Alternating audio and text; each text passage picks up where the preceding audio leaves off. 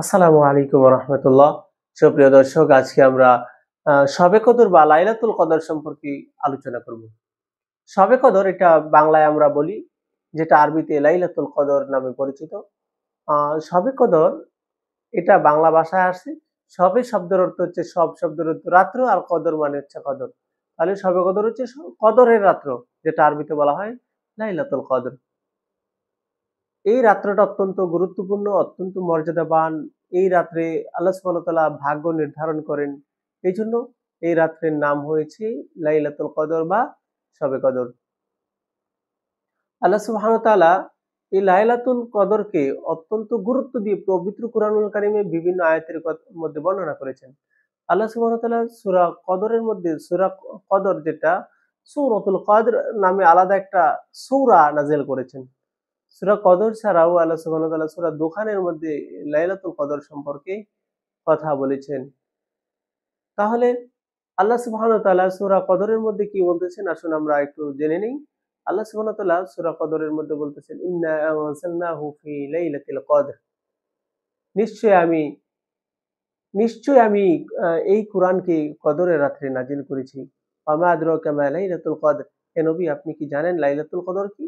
লাইলাতুল কদরি খায়রুম মিন আলফি শাহর। আর এই লাইলাতুল কদর হচ্ছে হাজার মাস থেকে উত্তম। তানাজ্জালুল মালাইকাতু ওয়ার রূহু ফিহা বিইذনি রাব্বিহিম মিন কুল্লি আমর। আ আর এই রজনীতে ফেরেশতা নাজিল হয়, অসংখ্য অগণিত ফেরেশতা নাজিল হয় এবং জিবরাইল আলাইহিস সালাতু ওয়াস সালাম আ তাদের সাথে আসেন, তাদের সাথে জিবরাইল আলাইহিস সালামও থাকেন এবং রবের অনুমতিক্রমে সকল সিদ্ধান্ত নিয়ে অবতরণ করেন। অর্থাৎ আ তাকদীর নির্ধারণ করেন, এটাও হতে পারে। সালামুন হিয়া হাত্তা মাতলাইল ফাজর। আর এই রাত্রের শান্তিময় সেই রাতটা, এটা থাকে হচ্ছে মাতলাইল ফাজর, ফজর উদিত হওয়া অর্থাৎ শুভে সাদিক উদিত হওয়া পর্যন্ত। প্রিয় মুসল্লি ভাইরা, প্রিয় মুমিন মুসলমান রোজাদার ভাইরা, তাহলে আমরা লাইলাতুল কদর সূরার অর্থটা জানলাম। তাহলে এই সূরা নাজিলের প্রেক্ষাপট রয়েছে, এই সূরা নাজিলের কারণ রয়েছে, নুজুল আ নাজিল হওয়ার কি প্রেক্ষাপট বা কারণ, সেটা আসুন আমরা জেনে নেই। হাদিস থেকে এবং আ তাফসীর গ্রন্থ থেকে এই রাতের বিভিন্ন ও নাজিলের প্রেক্ষাপট রয়েছে, যেটা আমরা জানতে পারি।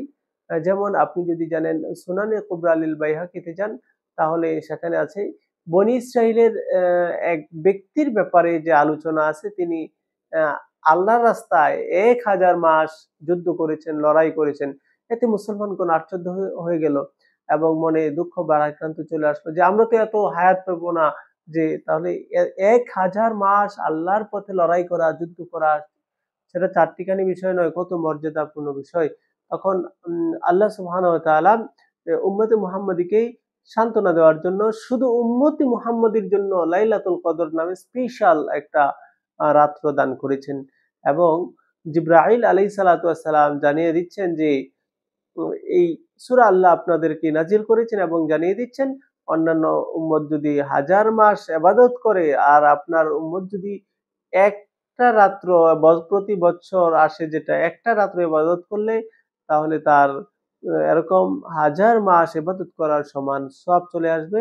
তখন আল্লাহ সুবহানাহু ওয়া তাআলা আ এই সূরা লাইলাতুল কদর, যেটা কদরের সূরা, সূরাতুল কদর নাজিল করেছেন। এটার আরো অনেক প্রেক্ষাপট বিভিন্ন তাফসীর থেকে আমরা জানতে পারি। যেমন আমরা যদি তাফসীর ইবনে কাসিরে দেখি, এই আয়াতের ব্যাখ্যায় বনী ইসরাইলের ৪ জন আবেদ, ৪ জন নবীর কথা উল্লেখ রয়েছে। এই ৪ জন নবী আ একাধারে ৮০ বছর আল্লাহর ইবাদত বন্দেগী করেছেন।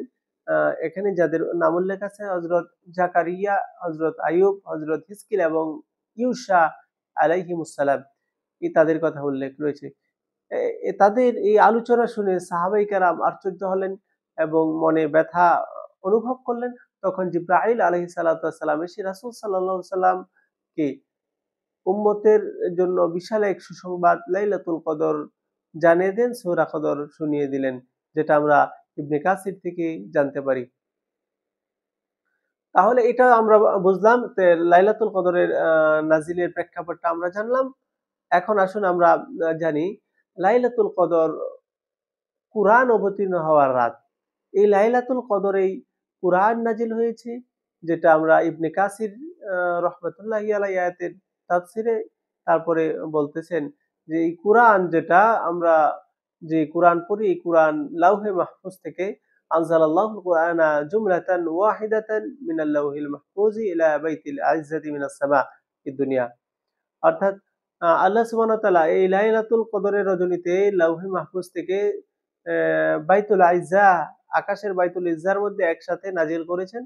পরবর্তীতে ধারাবাহিক 23 বছর যখন যতটুকু দরকার ততটুকু আ উ উপস্থিতি সাপেক্ষে, কারণ সাপেক্ষে, ঘটনার সাপেক্ষে আল্লাহ সুবহানাহু ওয়া তাআলা দীর্ঘ 23 বছরে আস্তে, আস্তে যখন যতটুকু প্রয়োজন এভাবে নাজিল করেছেন।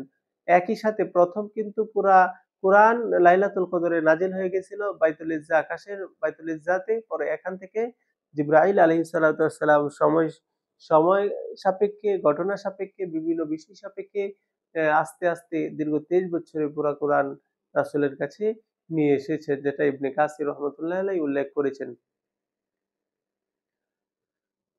হাদিস থেকেও আমরা এ বিষয়গুলো জানতে পারি। তারপরে এই লাইলাতুল কদর এর মর্যাদা সম্পর্কে আল্লাহ সুবহানাহু ওয়া তাআলা বলতেছেন, লাইলাতুল কদরি খায়রুম মিন আলফি শাহর। লাইলাতুল কদর যেটা হাজার মাস থেকে উত্তম। এই হাজার মাস এটার বিভিন্ন মিনিং হতে পারে, বিভিন্ন অর্থ হতে পারে। তবে আমরা নরমাল ভাবে যদি হিসাব করি তাহলে হাজার মাস যদি ১,০০০ মাস আমরা যদি ধরে হিসাব করি সেটা আসে ৮৩ বছর ৪ মাস। অর্থাৎ কোন বান্দা যদি ৮৩ বছর ৪ মাস আল্লাহর ইবাদত করে, যে সওয়াব হবে। আর কোন একটা উম্মতে মুহাম্মদী বান্দা সে যদি লাইলাতুল কদরে ইবাদত করে তাহলে তার সমান সওয়াব সে লাভ করতে পারবে। আল্লাহ সুবহানাহু ওয়া তাআলা পবিত্র কোরআনুল কারীমে বলতেছেন, লাইলাতুল কদরি খায়রুম মিন আলফি শাহর। লাইলাতুল কদর হাজার মাস থেকে উত্তম। ১,০০০ মাস যদি হয় ৮৩ বছর ৪ মাস হয়। সুতরাং কেউ যদি লাইলাতুল কদরে ইবাদত করে ৮৩ বছর ৪ মাস ইবাদতের থেকে আরো বেশি সওয়াব আশা করা যায়। আল্লাহ সুবহানাহু ওয়া তাআলা তার আমলনামায় লিখে দিবেন। তাছাড়া হাদিস থেকেও আমরা জানতে পারি লাইলাতুল কদরের অনেক ফজিলত, যেটা সহিহ বুখারীর ৩৫ নম্বর হাদিসে আল্লাহ নবী সাল্লাল্লাহু আলাইহি সাল্লাম বলেন, আ মাই ইয়াকুম লাইলাতাল কদর ঈমানান ওয়া ইহতিসাবা গুফিরা লাহু মা তাকদ্দামা মিন যামবি। যে ব্যক্তি আ ঈমান এবং ইহতিসাব সহকারে ঈমান ঈমান আছে এবং আল্লাহর কাছে সওয়াবের আশায় আ আল্লাহর ভয়ে এরকম ইহতিসাব সহকারে যদি কেউ অ লাইলাতুল কদরের মধ্যে দণ্ডায়মান থাকে, অর্থাৎ আল্লাহর ইবাদত বন্দেগীতে কাটায়, গুফিরা লাহু মা তাকদ্দামা মিন যামবি। আল্লাহ সুবহানাহু ওয়া তাআলা তার পিছনের সকল গুনাহকে মাফ করে দিবেন। তাহলে লাইলাতুল কদর এত গুরুত্বপূর্ণ, লাইলাতুল কদরে আল্লাহ সুবহানাহু ওয়া তাআলা সকল গুনাহ মাফ করে দেন।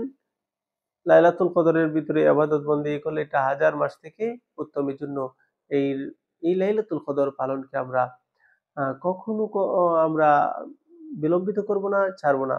তাহলে আমাদের জানা উচিত লাইলাতুল কবে আসলে কত তারিখ? ২৭ তারিখ না এর আগে না পরে? আমরা পরবর্তীতে ভিডিওতে আমরা আলোচনা করব লাইলাতুল কদর কবে?